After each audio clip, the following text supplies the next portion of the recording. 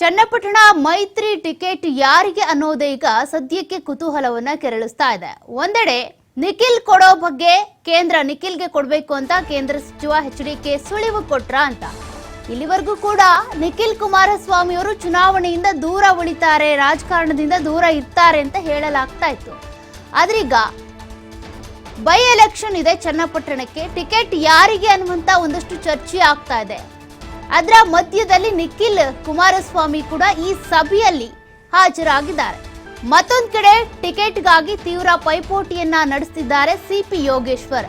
ಈಗಾಗಲೇ ಎಚ್.ಡಿ. ಕುಮಾರಸ್ವಾಮಿ ಸೇರಿದಂತೆ ಹಲವು ನಾಯಕರ ಜೊತೆ ಸಿಪಿವೈ ಚರ್ಚೆ ಕೂಡ ಮಾಡಿದ್ದಾರೆ. ಆದ್ರೆ ಅಚ್ಚರಿ ಒಂದು ಕಡೆ ಸುಳಿವು ಕೊಟ್ಟಿದ್ದಾರೆ. ಆದ್ರೆ ಈ ಸಭೆಯಲ್ಲಿ ನಿಖಿಲ್ ಕುಮಾರಸ್ವಾಮಿ ಅವರು ಯಾಕಿದ್ರು, ಅದೇ ಕುತೂಹಲ ಈಗ. ಇದೆಲ್ಲದರ ನಡುವೆ ಚನ್ನಪಟ್ಟಣ ಕಾರ್ಯಕರ್ತರ ಜೊತೆಗೆ ಎಚ್.ಡಿ. ಕುಮಾರಸ್ವಾಮಿ ಅವರು ಒಂದು ಸಭೆ ಕರೆದಿದ್ರು. ಆ ಸಭೆಯಲ್ಲಿ ಅಭ್ಯರ್ಥಿ ಆಯ್ಕೆ ಇರ್ಬೋದು, ಮೈತ್ರಿ ಧರ್ಮ ಪಾಲನೆ ಮಾಡೋದ್ರ ಬಗ್ಗೆ ಮಹತ್ವದ ಚರ್ಚೆಯನ್ನ ಮಾಡಿದ್ರು. ಚನ್ನಪಟ್ಟಣ ಕಾರ್ಯಕರ್ತರ ಅಭಿಪ್ರಾಯವನ್ನ ಕೂಡ ಸಂಗ್ರಹ ಮಾಡಿದ್ರು. ಅಂದ್ರೆ ಯಾವ ಅಭ್ಯರ್ಥಿಯನ್ನ ಈ ಚನ್ನಪಟ್ಟಣ ಬೈ ಎಲೆಕ್ಷನ್ ಟೈಮ್ನಲ್ಲಿ ನಾವು ಸ್ಪರ್ಧೆಗಿಳಿಸಬಹುದು ಅಂತ ಒಂದಷ್ಟು ಒಪಿನಿಯನ್ಸ್ ಅನ್ನ ಕೂಡ ಸಂಗ್ರಹ ಮಾಡಿಕೊಂಡಿದ್ದಾರೆ. ಆದ್ರೆ ಯೋಗೇಶ್ವರ್ ಬಗ್ಗೆಯೂ ಕೂಡ ಸಭೆಯಲ್ಲಿ ಚರ್ಚೆ ಆಗಿದೆ. ಎಚ್.ಡಿ. ಕುಮಾರಸ್ವಾಮಿ ಅವರು ಇದರ ನಡುವೆ ಸಭೆಯಲ್ಲಿ ನಿಖಿಲ್ ಕುಮಾರಸ್ವಾಮಿ ಅವರು ಭಾಗಿಯಾಗೋದಕ್ಕೆ ಯಾಕೆ ಹೇಳಿದ್ರು, ನಿಖಿಲ್ ಕುಮಾರಸ್ವಾಮಿ ಅವರು ಯಾಕೆ ಸಭೆಯಲ್ಲಿ ಇದ್ರು? ಹಾಗಾದ್ರೆ ಎಚ್.ಡಿ. ಕುಮಾರಸ್ವಾಮಿ ಅವರು ಈಗ ಪಕ್ಷದ ರಾಜ್ಯಾಧ್ಯಕ್ಷರು, ಕೇಂದ್ರ ಸಚಿವರು, ಅದೇ ರೀತಿಯಾಗಿ ಬಿಜೆಪಿ ಜೊತೆಗೆ ಮೈತ್ರಿ ಆಗಿರೋದ್ರಿಂದ ಮೈತ್ರಿ ಧರ್ಮವನ್ನ ಪಾಲನೆ ಮಾಡೋದು ಹೇಗೆ ಅನ್ನೋದನ್ನ ಕೂಡ ಈಗ ಡಿಸ್ಕಷನ್ ಮಾಡಬೇಕಾಗುತ್ತೆ. ಅದೆಲ್ಲದ್ರ ಬಗ್ಗೆ ಚರ್ಚೆ ಆಗುವಂತ ಸಂದರ್ಭದಲ್ಲಿ ಚನ್ನಪಟ್ಟಣದ ಬೈ ಎಲೆಕ್ಷನ್ಗೆ ಯಾವ ಅಭ್ಯರ್ಥಿಯನ್ನ ಆಯ್ಕೆ ಮಾಡಬೇಕು ಅನ್ನುವಂತ ಮಹತ್ವದ ಸಭೆ ಏನ್ ನಡೀತಾ ಇತ್ತಲ್ಲ, ಆ ಸಭೆಯಲ್ಲಿ ನಿಖಿಲ್ ಕುಮಾರಸ್ವಾಮಿ ಅವರು ಕೂಡ ಹಾಜರಾಗಿದ್ರು. ಹಾಗಾಗಿ ನಿಖಿಲ್ ಕುಮಾರಸ್ವಾಮಿ ಅವರು ಏನಾದ್ರೂ ಚನ್ನಪಟ್ಟಣ ಬೈ ಎಲೆಕ್ಷನ್ ಅಲ್ಲಿ ಸ್ಪರ್ಧೆ ಮಾಡ್ತಾರಾ ಅನ್ನುವಂತ ಪ್ರಶ್ನೆ ಕೂಡ ಸದ್ಯಕ್ಕೆ ಇದೆ.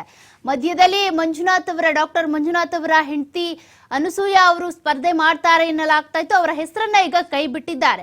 ಆದ್ರೆ ಸಿಪಿ ಯೋಗೇಶ್ವರ್ ಅಥವಾ ನಿಖಿಲ್ ಕುಮಾರಸ್ವಾಮಿ ಇವರಿಬ್ಬರಲ್ಲಿ ಒಬ್ರು ಸ್ಪರ್ಧೆ ಮಾಡ್ತಾರೆ ಅನ್ನುವಂತ ಚರ್ಚೆ ಕೂಡ ಇತ್ತು.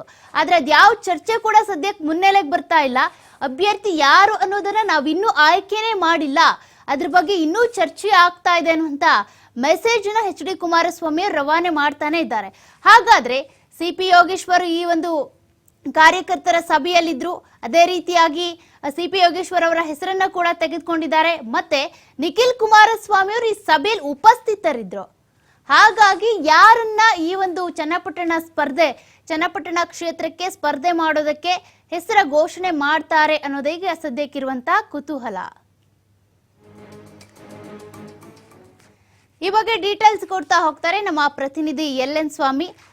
ಈಗಾಗಲೇ ಚನ್ನಪಟ್ಟಣ ಕ್ಷೇತ್ರ ಒಂದ್ ರೀತಿಯಾಗಿ ಹೈ ವೋಲ್ಟೇಜ್ ಕ್ಷೇತ್ರವಾಗಿ ಮಾರ್ಪಟ್ಟಿದೆ. ಕಾರಣ ಬಿಜೆಪಿ ಜೆಡಿಎಸ್ ಮೈತ್ರಿ ಅಭ್ಯರ್ಥಿಯಾಗಿ ಯಾರು ಕಣಕ್ಕಿಳಿತಾರೆ ಅನ್ನೋದು ಪ್ರಶ್ನೆ ಇರುವಂತದ್ದು.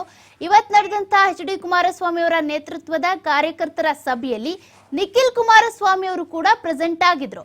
ಇದು ಯಾವ ರೀತಿಯ ಮೆಸೇಜ್ ಅನ್ನ ಪಾಸ್ ಮಾಡ್ತಾ ಇದೆ ಅಂತ? ಸಂಸದರಾಗಿ ಆಯ್ಕೆಯಾದ ಬಳಿಕ ಚನ್ನಪಟ್ಟಣ ಕ್ಷೇತ್ರಕ್ಕೆ ಕುಮಾರಸ್ವಾಮಿಯವರು ತಮ್ಮ ಶಾಸಕ ಸ್ಥಾನಕ್ಕೆ ರಾಜೀನಾಮೆ ಕೊಟ್ಟಿದ್ದಾರೆ. ಈಗ ಉಪಚುನಾವಣೆ ನಡೆಯುವ ಸಿದ್ಧತೆಗಳು ಆಗ್ತಾ ಇದೆ. ಒಂದು ಕಡೆ ಕಾಂಗ್ರೆಸ್ ನಾಯಕರು ಸಾಕಷ್ಟು ಸಿದ್ಧತೆಗಳನ್ನು ಮಾಡ್ಕೊಳ್ತಾ ಇದ್ದಾರೆ. ತಮ್ಮ ಕ್ಷೇತ್ರವನ್ನ ಉಳಿಸ್ಕೊಳ್ಳೋದಕ್ಕಾಗಿ, ತಮ್ಮ ಕ್ಷೇತ್ರದಲ್ಲಿ ಮತ್ತೆ ಪ್ರಭಾವವನ್ನ ತೋರಿಸೋದಕ್ಕಾಗಿ ಕೇಂದ್ರ ಸಚಿವರಾದಂತಹ ಕುಮಾರಸ್ವಾಮಿ ಅವರು ಸಾಕಷ್ಟು ರಣತಂತ್ರಗಳನ್ನು ನಡೀತಾ ಇದ್ದಾರೆ. ಈ ಹಿನ್ನೆಲೆಯಲ್ಲಿ ಇವತ್ತು ತಮ್ಮ ನಿವಾಸದಲ್ಲಿ ಚನ್ನಪಟ್ಟಣ ಕ್ಷೇತ್ರದ ಕಾರ್ಯಕರ್ತರ ಜೊತೆ ಸಭೆಯನ್ನ ಮಾಡಿರುವಂತದ್ದು.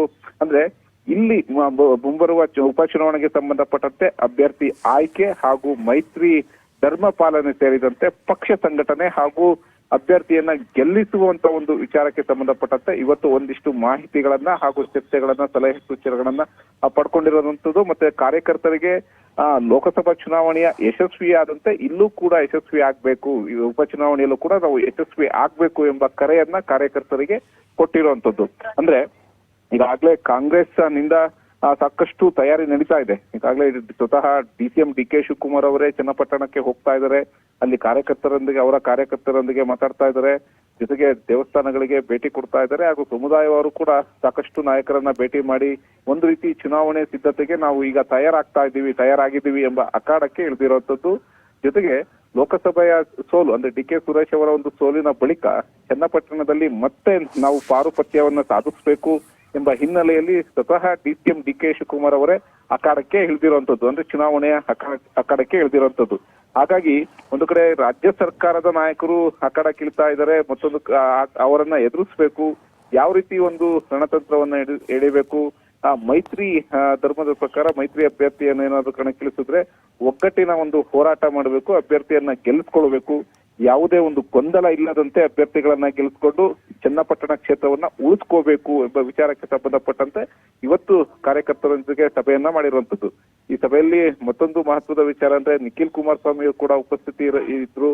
ಯಾಕೆಂದ್ರೆ ಈಗಾಗಲೇ ಚನ್ನಪಟ್ಟಣ ಉಪಚುನಾವಣೆಗೆ ಸಂಬಂಧಪಟ್ಟಂತೆ ನಿಖಿಲ್ ಕುಮಾರಸ್ವಾಮಿಯವರ ಹೆಸರು ಕೂಡ ಕೇಳಿ ಬರ್ತಾ ಇದೆ, ಕಾರ್ಯಕರ್ತರ ಒಂದು ರೀತಿ ಒತ್ತಡ ಕೂಡ ಆಗ್ತಾ ಇದ್ದಾರೆ. ಮತ್ತೊಂದು ಕಡೆ ಮಾಜಿ ಸಚಿವರಾದಂತಹ CP ಯೋಗೇಶ್ವರ್ ಅವರು ಕೂಡ ಟಿಕೆಟ್ಗಾಗಿ ಸಾಕಷ್ಟು ಒಂದು ಕಸರತ್ತನ್ನು ಮಾಡ್ತಾ ಇದ್ದಾರೆ. ಈಗಾಗಲೇ ಒಂದಿಷ್ಟು ಹೇಳಿಕೆಗಳನ್ನ ಕೂಡ ಕೊಟ್ಟಿದ್ರು, ಅಂದ್ರೆ ಚನ್ನಪಟ್ಟಣದಿಂದ ಕ್ಷೇತ್ರದಿಂದ ನಾನೇ ಅಭ್ಯರ್ಥಿ ಆಗ್ತೀನಿ ಎಂಬ ಹೇಳಿಕೆಯನ್ನ ಕೊಟ್ಟಿದ್ರು. ಒಂದಿಷ್ಟು ಗೊಂದಲಗಳು ಕೂಡ ಇದೆ, ಅಂದ್ರೆ ಅಭ್ಯರ್ಥಿ ಆಯ್ಕೆಗೆ ಸಂಬಂಧಪಟ್ಟಂತೆ ಯಾರನ್ನ ಆಯ್ಕೆ ಮಾಡಬೇಕು, ಜೊತೆಗೆ ಮೈತ್ರಿ ನಾಯಕರಿಂದ ಇನ್ನೂ ಕೂಡ ಯಾವುದೇ ಒಂದು ಸಭೆ ಆಗ್ಲಿ ಚರ್ಚೆ ಮಾಡದೇ ಇರೋದಾಗ್ಲಿ ಒಂದಿಷ್ಟು ಟೆನ್ಷನ್ಗಳು ಕೂಡ ಕಾರಣ ಆಗ್ತಾ ಇದೆ. ಅಂದ್ರೆ ಈಗಾಗಲೇ ಕಾಂಗ್ರೆಸ್ನಿಂದ ಸಿದ್ಧತೆ ಆಗ್ತಾ ಇದ್ರು, ಬಿಜೆಪಿ JDS ನಾಯಕರು ಇನ್ನೂ ಕೂಡ ಆ ವಿಚಾರ ಅಭ್ಯರ್ಥಿಗಳನ್ನ ಯಾರನ್ನ ಕಣಕ್ಕಿಳಿಸಬೇಕು ಎಂಬ ವಿಚಾರಕ್ಕೆ ಸಂಬಂಧಪಟ್ಟಂತೆ ಯಾವುದೇ ಒಂದು ಚರ್ಚೆ ಮಾಡ್ದಲೇ ಇರೋದು ಕೂಡ ಒಂದಿಷ್ಟು ಟೆನ್ಷನ್ಗೆ ಆಗೋದಕ್ಕೂ ಕಾರಣ ಆಗ್ತಾ ಇದೆ. ಈ ಎಲ್ಲಾ ಹಿನ್ನೆಲೆಯಲ್ಲಿ ಯಾವುದೇ ಗೊಂದಲ ಬೇಡ, ಗೊಂದಲಕ್ಕೆ ಫುಲ್ ಸ್ಟಾಪ್ ಹಾಕ್ಬೇಕು, ಹಾಗಾಗಿ ಸೂಕ್ತ ಅಭ್ಯರ್ಥಿಯನ್ನ ಆಯ್ಕೆ ಮಾಡಿ ನಾವು ಚುನಾವಣೆಯಲ್ಲಿ ಗೆಲ್ಲಿಸ್ಕೊಳ್ಬೇಕು ಎಂಬ ಹಿನ್ನೆಲೆಯಲ್ಲಿ ಇವತ್ತು ಕೇಂದ್ರ ಸಚಿವರಾದಂತಹ ಕುಮಾರಸ್ವಾಮಿ ಅವರು ತಮ್ಮ ನಿವಾಸದಲ್ಲಿ ಕಾರ್ಯಕರ್ತರ ಸಭೆಯನ್ನ ಕರೆದಿರೋದು. ಅಂತಿಮವಾಗಿ ಈ ಸಭೆಯಲ್ಲಿ ಕಾರ್ಯಕರ್ತರ ಅಭಿಪ್ರಾಯ ಮತ್ತು ಸಲಹೆಗಳನ್ನು ಕೂಡ ಪಡೆದಿರುವಂತದ್ದು. ಸೌಖ್ಯ. ಥ್ಯಾಂಕ್ ಯು ಸ್ವಾಮಿ ಡೀಟೇಲ್ಸ್ಗೆ.